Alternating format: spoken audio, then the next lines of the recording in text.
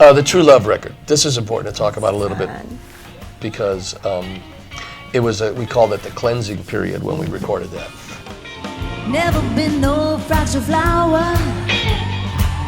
I always got too much. For the last 35 years, we've made a lot of music. We will give you a little insight on how we made them, recorded them, wrote them, and we want to hear your ideas. It's really important to us to know how it affects you, because we know how it affects us, and it's a shared experience, so it's really cool for us to know. I know it's strange, but my luck's about to change, because what we got here is true love. Yeah! We did the True Love record in 1989, and we like to call it the cleansing period.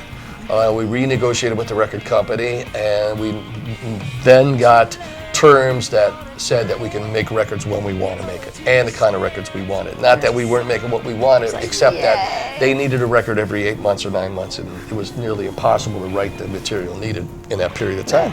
For so many years prior to that, I wanted to make a blues swing record, like a Count Basie style record with a horn band. And I heard this record by Roomful of Blues that used Big Joe Turner used them as a backup band. I love the sound of that band. They had all their horns were way behind the beat. They were punchy. They were loud. So I told Patricia, I says, I got a great idea for a record. How'd that go over? Tell him how. That was great. She goes, what? You're crazy. Forget it. So no. No. The answer was no. I says, but wait a minute. I'll find a collection of these great songs. Big Maybelle. We'll get B.B. King songs. We'll get all these. And we'll swing. You have to understand that this is all we listen to at home. So it's not like it was foreign. It's just that, you know, listening to it in your house is one thing, then all of a sudden he's going to expect me to like switch gears, and which he always did because he was a crazy man, a mad scientist. Listen, my father would say, never give a man a job you wouldn't do yourself. And I feel as you could do anything, so I'll just push you to do it anyway. That's what I've always done. That was the biggest suck up so far, but I'm going right for it. But that's the truth. But I was so used to him just coming in with like insanity, like guitar strapped on in the morning, like, so, hear it. And I'd be like this, I'd be like going, get out of my face. I'd be like, you know, because he'd be just coming in with crazy, but I always had to let him go because he was always right. Oh, now there's a sucker moment right there. No, that was genuine. Really? I was genuine in what I said too. Do not use this against me. See, but that's what I'm trying to say to you. I know, but it was true. The other thing is I had this English engineer, he's a phenomenal engineer, and he said, what do you want me to do? I go, set me up a mix. Give me the band, but I want it to sound like Count Basie. I want Count Basie, I want swing, I want fullness, I want richness, I want all this stuff like that. So I leave my studio, I come back in about an hour and a half. Would you like to hear him? I go, yeah, I'll go, guys, just play without me. I just want to hear the thing. And I listened, I looked at him and went, it's terrible. He goes, really? I go, yeah, you can't do that. You can't individual mic.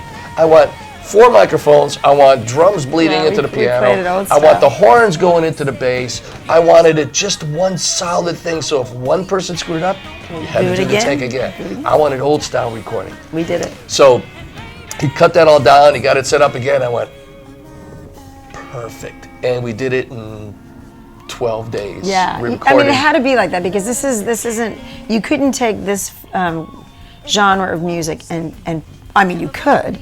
But it would have lost all of the essence. If you would have played it and mic'd it and done individual overdubs and everything like that, it never worked. It would have been ruined. The whole point was you've got a guitar, bass, upright bass. You've got me. We had Charlie, who was either playing keyboards or accordion. So you've got all these people together in one room like old style, all together. Because it only worked that way.